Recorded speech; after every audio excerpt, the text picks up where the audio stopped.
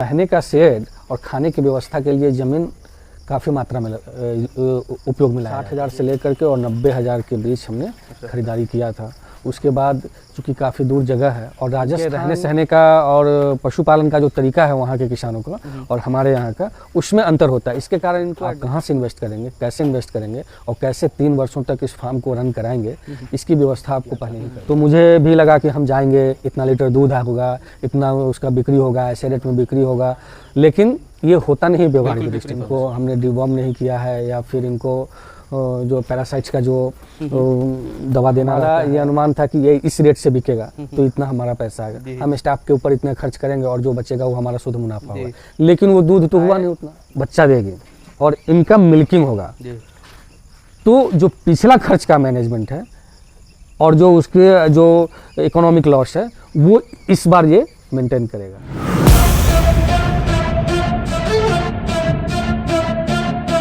दोस्तों मैं प्रिंस और आप देख रहे हैं नई कृषि दर्पण यूट्यूब चैनल। तो दोस्तों मैं पहुंच चुका हूं बिहार के शिवहर जिले के, जो कि बिहार का सबसे छोटा जिला है और कृषि संबंधित कार्य जो है यहाँ बहुत कम ही मात्रा में होती है। लेकिन सर ने 1 साल पहले इस डेयरी फार्म की शुरुआत की। सर का जो फोकस था वो इंडिजिनियस ब्रीड पे था, लेकिन कुछ समय के बाद सर ने कुछ HF क्रॉस भी गाय लाई। तो सर का क्या सोचावट था और इनका डेयरी फार्मिंग के बारे में क्या सोचावट है, हमारे बिहार में जो अवधारणा है उसके बारे में क्या सोचावट है, हर एक चीज़ आपको हम इस वीडियो में बताने वाले हैं। तो मैं चाहूँगा कि वीडियो कंप्लीट देखिए, जानकारी अच्छी लगे तो चैनल को सब्सक्राइब करें, साथ में बेल आइकन का बटन को प्रेस कर ले ताकि जब भी इस तरह का वीडियो बना तो आपको अपडेट जो मिलता रहे।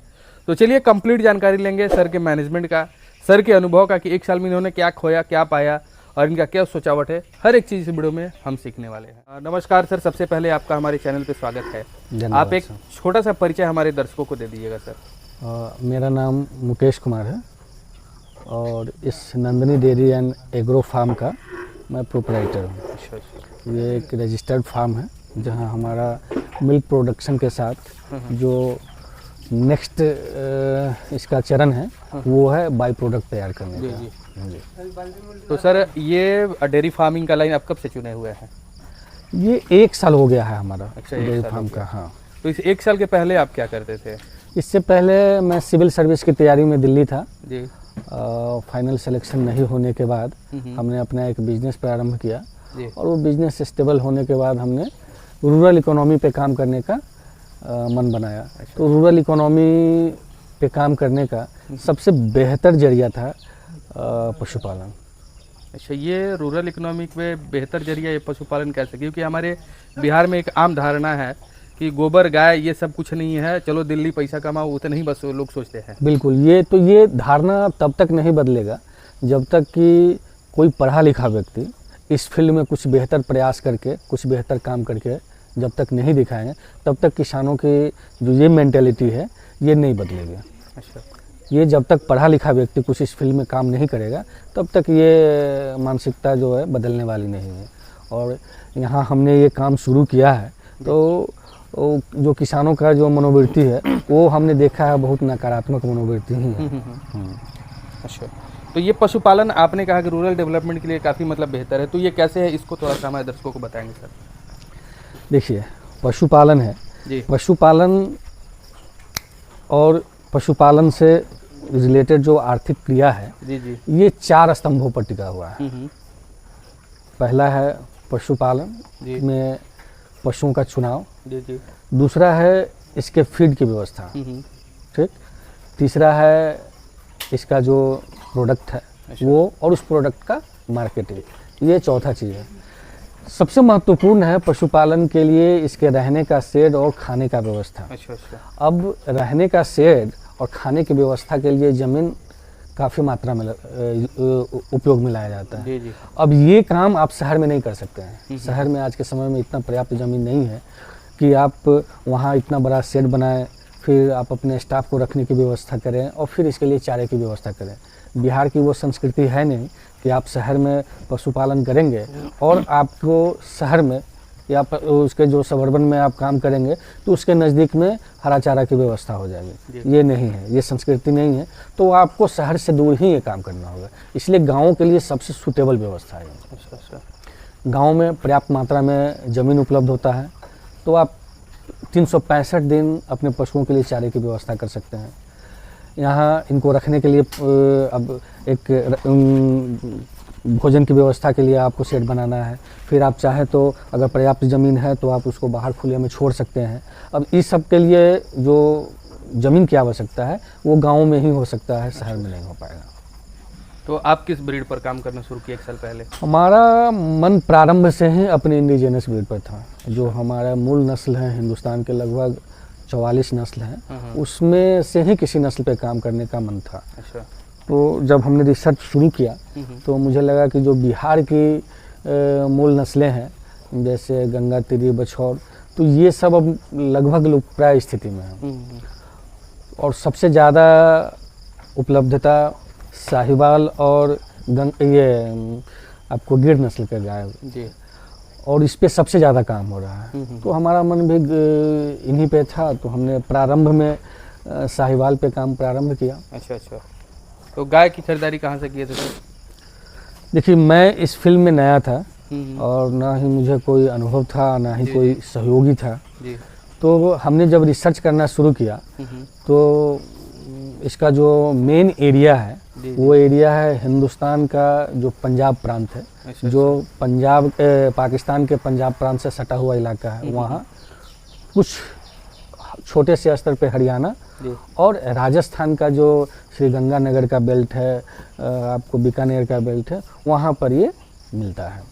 तो अभी पिछले 10-15 वर्षों में अपने पश्चिमी उत्तर प्रदेश में भी इस पे काम काफ़ी अच्छे ढंग से हुआ है और अब पूर्वी यूपी में भी हो रहा है। लेकिन हमको उत्तर प्रदेश के बारे में जानकारी बहुत अच्छे से नहीं थी, इसलिए जो हमारे पास जानकारी थी और जो सहयोग मिल पा रहा था उसके आधार पर हमने राजस्थान बीकानेर को सेलेक्ट किया और वहाँ पे लगभग 30-40 गाँव का भ्रमण करने के बाद तब हमने जा कर के इन गायों को सेलेक्ट किया था। तो कितना इन्वेस्टमेंट किए थे गायों में से? इन्वेस्टमेंट तो बहुत हो गया था। मुझे लगता है कि प्रति गाय 60,000 से लेकर के और 90,000 के बीच हमने खरीदारी किया था। उसके बाद चूँकि काफ़ी दूर जगह है और राजस्थान भौगोलिक दृष्टिकोण से हिंदुस्तान का सबसे बड़ा राज्य है और वहाँ के गाँव का जो बसावट है वो एक गाँव से दूसरे गाँव की दूरी काफ़ी दूर होती है। जी। तो वहाँ घूमने का खर्च हो जाता है। फिर जो कंसल्टेंट होगा, जो आपको ब्रोकर होगा, जो आपके साथ जा कर के खरीदवाएगा, फिर वो उसको लेकर के घूमने, चूँकि बालू का रेत होता है, बहुत दूर तक आप बाइक नहीं चला सकते हैं, तो ट्रांसपोर्टेशन की समस्या होती है। उस सब चीज़ को देखते हुए खर्च काफ़ी हो जाता है। फिर ट्रांसपोर्टेशन है, जब आप खरीदारी कर लेंगे उसको लेकर के वहाँ से यहाँ आने का, तो ये सब कॉस्ट देखेंगे तो काफ़ी कॉस्टली हो गया था। तो आपका डिसीजन मतलब राजस्थान से लाना सही था या गलत था अभी तक 1 साल के अनुभव? मुझे लगता है आज के समय में जो इन्फॉर्मेशन जितना है हमारे पास, 1 वर्ष तक इस फील्ड में काम करने के बाद राजस्थान या पंजाब का जो क्षेत्र है, इस सब से आगे निकलने के बाद जो पिछले 1 वर्षों में हमने इन्फॉर्मेशन गैदर किया है, बेहतर है उत्तर प्रदेश से लाना, क्योंकि अब उत्तर प्रदेश में भी जो हमारी जानकारी आज के समय में काफ़ी पर्याप्त मात्रा में साहिवाल गाय मिलती हैं। तो क्या परेशानी हुआ राजस्थान की जब आप गाय लेकर के आए, तो आपके साथ क्या परेशानी? और सबसे बड़ी समस्या तो जो 4 से 5 दिन का जो ट्रांजिशन फेज होता है वो लाने का, तो ट्रांसपोर्टेशन की समस्या। ट्रांसपोर्ट में जब 5 दिन गायें रहती हैं तो फिर उनको 400-500 किलोमीटर के बाद गायों को उतारना, फिर उनको दिन भर एक जगह पे रखना, उनका मिल्किंग करना, फिर शाम को उस पे चढ़ाना, फिर लेकर के आना, ये काफ़ी दुरूह प्रक्रिया है। एडजस्ट हो गई थी आने के बाद? आने के बाद तुरंत तो एडजस्ट नहीं हो पाई थी, थोड़ा समय लगता है। एक तो हालांकि भौगोलिक दृष्टिकोण से देखें तो राजस्थान और बिहार में बहुत ज़्यादा फर्क नहीं है, लेकिन जो इनके रहने सहने का और पशुपालन का जो तरीका है वहाँ के किसानों का और हमारे यहाँ का, उसमें अंतर होता है। इसके कारण इनको एडजस्टमेंट में समय लगता है। अब वहाँ पर इन गायों को बांध कर नहीं रखा जाता है, खुले जगह में रखा जाता है। खाने के समय पे जो भी इनको चारा, हरा चारा देना है या दाना देना है वो डाल दिया गया, वो आए खा लिए और फिर उसको खुले में जा कर के रहते हैं। वहाँ बाड़ा बना होता है, बाड़ा में रखा जाता है, खुले में रहते हैं सामान्यतया। यहाँ पर हम लोग ला करके बांध करके रखते हैं। हम लोगों का वो कल्चर नहीं है कि हाँ खुले में छोड़ दें और जा करके उनको चराएं। वहाँ पर कल्चर ऐसा है। तो इनको शुरू में दिक्कतें हुई थी, लेकिन धीरे धीरे जब एडजस्ट हो गई तो कोई बड़ी समस्या नहीं है। और एडजस्टमेंट इसलिए जल्दी हो जाता है क्योंकि इंडिजिनस ब्रीड का इस क्लाइमेट में जो जन्म हुआ है तो हेल्थ इन लोगों का सही रहता है, जल्दी ये बीमार नहीं होती, तो उस दृष्टिकोण से कभी समस्या नहीं हुई। तो इंडिजिनस ब्रीड पे आप काम कर रहे थे, लेकिन वहाँ हम देख पा रहे 3 HF क्रॉस में भी गया है, इसके पीछे क्या रही? एक क्रॉस ब्रीड का है और 2 इसमें ये जो है ये जर्सी का है जी। जब हम इंडिजिनस ब्रीड पे काम कर रहे थे तो इसी क्रम में हमारी मुलाकात एक डॉक्टर के हैं या साइंटिस्ट के हैं उनसे हुई, जो गुजरात में उनका अपना मैन्युफैक्चरिंग प्लांट है फीड का और सप्लीमेंट का। तो उनसे बात हो रही तो उन्होंने कहा कि आप इंडिजिनस ब्रीड पे काम करें और साथ ही साथ कुछ जर्सी पे काम करें, क्योंकि बिहार में जब फॉरेन ब्रीड आया था तो उसमें सबसे पहले जर्सी आया था। तो जर्सी धीरे धीरे इस क्लाइमेट में ज़्यादा बेहतर ढंग से एडजस्ट हुआ है और उसका मिल्क प्रोडक्शन भी अच्छा है और उसका फैट कंटेंट और SNF कंटेंट भी अच्छा है। तो कई बार सोचने के बाद कुछ हमारे मित्रगण हैं, हमारे फार्म के जो डॉक्टर हैं, उनका भी सलाह था कि ज़रा जर्सी पे काम करके देखा जाए। तो हमने सोचा कि चलो जब इंडिजिनस ब्रीड पे काम हो ही रहा है तो एक बार देखा जाए जर्सी पे। मेरी रुचि HF में नहीं है। अच्छा, हाँ। तो 1 साल हो गया, तो 1 साल की इस अनुभव में डेयरी फार्मिंग में मतलब क्या आपको कैसा लगा? डेयरी फार्मिंग बिजनेस अच्छा कैसा लगा सर? देखिए, इसके एक सकारात्मक और एक नकारात्मक पहलू, दोनों पहलू है जी। हाँ, सकारात्मक पहलू क्या है कि आप अगर इस फील्ड में कुछ बड़ा करना चाह रहे हैं, कुछ बेहतर करना चाह रहे हैं, तो आपको 3 वर्षों का प्रोजेक्ट बनाकर चलना होगा। अच्छा। और इस 3 वर्षों में आप यह मान करके चलेंगे कि मेरी आमदनी शून्य होगी। अच्छा। आप कहाँ से इन्वेस्ट करेंगे, कैसे इन्वेस्ट करेंगे और कैसे 3 वर्षों तक इस फार्म को रन कराएंगे, इसकी व्यवस्था आपको पहले ही करनी होगी। अच्छा। इसलिए कि जब अनुभव की कमी होती है तो आप जब स्टार्ट करेंगे इसको तो कई तरह की समस्याएं आएंगी। जैसे मैंने शुरू किया था तो मुझे भी लगा कि हम जाएंगे, इतना लीटर दूध होगा, इतना उसका बिक्री होगा, ऐसे रेट में बिक्री होगा, लेकिन ये होता नहीं व्यवहारिक दृष्टिकोण से। हाँ, अब जो गाय मैं खरीद के लाया था राजस्थान से, जिसको वहाँ मिल्किंग करके दिखाया गया था 12 लीटर पे, यहाँ आने के बाद गाय 5 लीटर दूध देते थे। अच्छा। तो सारा बजट गड़बड़ा गया। तो अगर सोचेंगे कि पहले ही दिन से हमारी आमदनी होगी तो आप फेल हो जाएंगे। अगर 3 साल का प्रोजेक्ट बनाकर चलते हैं, जब इसका पहला और दूसरा जनरेशन आएगा, बछड़ी आएगा, और जब वो काविंग होगी और वो जब लैक्टेशन में आएंगे, उसके बाद जा कर के आप शुद्ध मुनाफा में रहेंगे। अच्छा। दूसरी बात कि सकारात्मक पहलू क्या है कि अगर आप 3 साल के प्रोजेक्ट पे काम करते हैं और उस दृष्टिकोण से इन्वेस्टमेंट की व्यवस्था कर लेते हैं, तब आपको दिक्कत नहीं होगी। अच्छा। लेकिन पहले दिन से मुनाफा के चक्कर में होंगे तो आपको नुकसान होगा। तो पशुओं को रोग को लेकर के क्या क्या समस्या हुआ आपके साथ में? हमारे फार्म में अब तक जो रोग को लेकर के है वो एक ये क्रॉस ब्रीड है जी। ये इसी को परेशानी है, इसको काउपॉक्स हो गया है। अच्छा। तो उसका ट्रीटमेंट चल रहा है। बाकी जो हमारे इंडिजिनस ब्रीड है इसमें किसी प्रकार की कोई बीमारी किसी को नहीं हुई आज तक। जी। जब गायें आई थी राजस्थान से जी। तो 2 गायों को उस समय रेड वाटर की समस्या हो गई थी। अच्छा। और ये रेड वाटर चूँकि इन्फेक्शन था, परजीवी का इन्फेक्शन होता है वो। जी। और वो इन्फेक्शन हमको वहाँ पर, चूँकि मैं नया था और वहाँ पर बताया नहीं गया, और इसलिए ऐसी समस्या हो गई। वहाँ के किसान की गलती थी। अगर वो बता दिए होते कि हाँ इनको हमने डिवॉर्म नहीं किया है या फिर इनको जो पैरासाइट्स का जो दवा देना रहता है हमने नहीं दिया है, तो शायद हम वहाँ कर लिए होते। तो 4-5 दिन का जो पीरियड था ट्रांसपोर्टेशन में, उस बीच में ठीक हो गया होता तो वो समस्या नहीं होती। लेकिन यहाँ आने के साथ 2 गायों को वो पैरासिस्टिक प्रॉब्लम हुआ था। उसके बाद कुछ नहीं है, उनको बीमारी के रूप में कुछ समस्या नहीं हुई। हम उनको जो कुछ भी उनके ऊपर खर्च किए हैं वो खर्च हमारा उनके सप्लीमेंट पे है। अच्छा। हाँ, और कुछ नहीं। और सिर्फ ये गाय हैं जो हमारे फार्म पे आने के बाद 2 महीने से है, इसको भी कोई विशेष दिक्कत नहीं है। एक वही है, इधर से लगभग 1 हफ्ते पहले इसको हुआ है काउपॉक्स, और दूसरा ऐसा कुछ तो नहीं लगता। मुझे लगता है कि अगर फार्म की साफ़ सफाई अच्छे से हो तो कोई विशेष बीमारी नहीं होता है। ये बीमारी ज़्यादातर पशुओं में साफ़ सफाई न रहने के कारण ही होता है। तो अब बात कर लेते हैं, जब आपने कहा 3 साल का प्रोजेक्ट, तो 3 साल का प्रोजेक्ट में तो ब्रीडिंग आता है।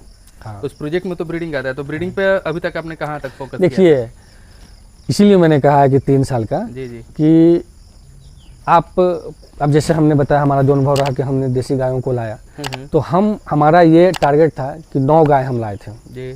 तो 9 गायों में हमने 1 कुंटल मीट का टारगेट रखा था, और हमारा ये अनुमान था कि ये इस रेट से बिकेगा तो इतना हमारा पैसा आएगा, हम स्टाफ के ऊपर इतना खर्च करेंगे और जो बचेगा वो हमारा शुद्ध मुनाफा होगा। लेकिन वो दूध तो हुआ नहीं उतना जी।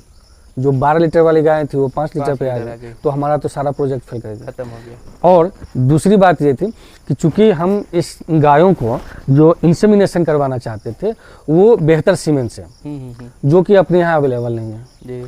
लोकल लेवल पर जो भी साहिवाल का सीमेंट अवेलेबल था वो काफ़ी सामान्य स्तर का वो सीमेंट था, और हम इसको बेहतर से बेहतर सीमेंट देना चाह रहे थे।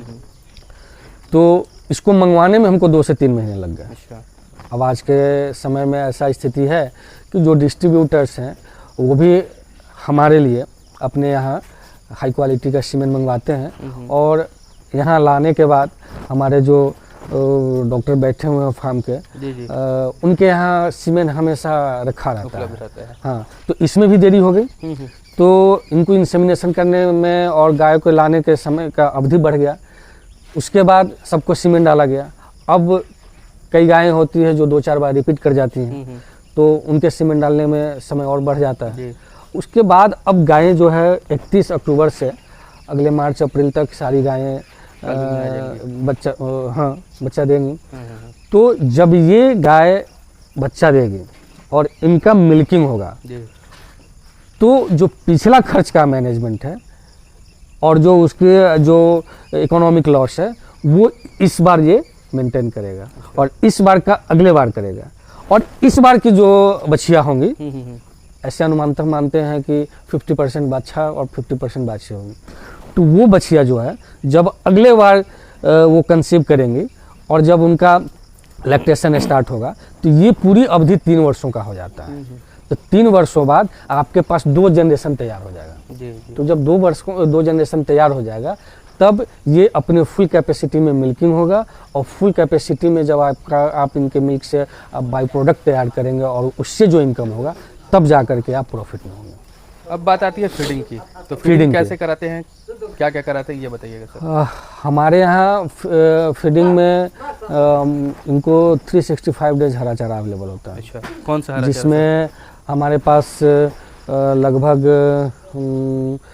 15-20 कट्ठे में 15 कट्ठे में आपको नेपियर है। जी जी। उसके बाद सीजनल होता है, जैसे गर्मी के दिनों में हम SSG सोरगम देते हैं, और अब ठंडक का समय आ गया है तो अभी हमारा चारा का बुआई प्रारंभ हो गया है। इसमें जई होगा, बरसीम होगा और मक्खन घास होगा। और इन घास इसको तीनों को मिक्स करके अब ठंड में हम देंगे सूखा चारा के हिसाब से।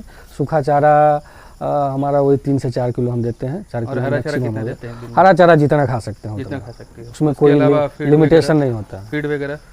फीड में हम चेंज करते रहते हैं। खुद बनाते हैं या बाहर से मंगाते हैं? जब सभी गायें मिल्किंग में होती हैं तब हम खुद से फीड बना कर देते हैं। अभी चूंकि मिल्किंग में 3 गायें हैं तो हम रेडीमेड दे रहे हैं अभी। अच्छा, हाँ।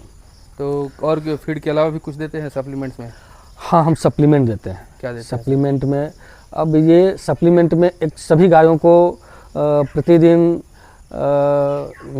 जो मिनरल मिक्सचर है 50 ग्राम के हिसाब से मिलता है।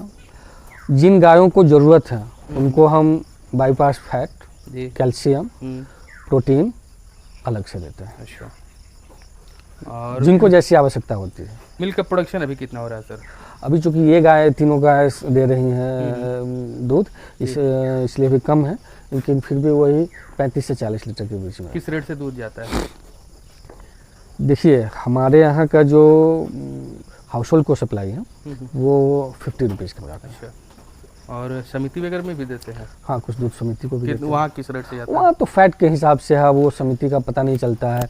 आप सामान्य भोजन दे रहे हैं तब भी उनका फैट और SNF फ्लक्चुएट करता रहता है, तो उसके ऊपर हम फोकस नहीं करते जा तो रहे। गांव में क्या मतलब 40 रुपए बेच करके अच्छा मुनाफा ले पाएंगे? नहीं मेरा अपना जैसा मानना है, अगर 40 रुपये लीटर आप बेचते हैं तब भी आपको अच्छा खासा मुनाफा होगा। ध्यान ये रखना है कि आपकी गाय हमेशा ड्राई में ना हो, जी जी। और नहीं तो ये समस्या रहेगी आपको कि आपको पॉकेट से लगाना पड़ेगा। अगर कोई नया युवा पशुपालक चाहता है इस डेयरी फार्म के लाइन में आना, तो क्या ये सही बिजनेस है उनके लिए? अगर वो पहले ही दिन से मुनाफा के चक्कर में है तब तो इस फील्ड में नहीं है। अच्छा। हाँ, अगर उनका ये लगता है कि नो प्रॉफिट नो लॉस पे हम काम करेंगे 2 साल 3 साल, तो उनको निश्चित रूप से आना चाहिए। तो अगर ग्रामीण क्षेत्र में कुछ काम करना है तो ग्रामीण क्षेत्र में पशुपालन, और इसके साथ आप चाहें तो जो ऑर्गेनिक फर्टिलाइज़र है ये भी बना सकते हैं, और नहीं भी बनाएं तो भी उस गोबर का इस्तेमाल करके अगर आप एग्रीकल्चर करना चाहते हैं तो उसमें भी काम कर सकते हैं। तो शुरू में 1-2 साल संघर्ष करना ही पड़ेगा। अब कोई पहले ही दिन से मुनाफा चाहेगा तो नहीं हो पाएगा। चलिए सर, बहुत अच्छी आपने जानकारी दी हमारे दर्शकों के लिए, इसके लिए आपको बहुत बहुत धन्यवाद सर। हमारे यहाँ आने के लिए आपका भी बहुत बहुत धन्यवाद, और आपके बेहतर भविष्य के लिए हार्दिक शुभकामनाएं।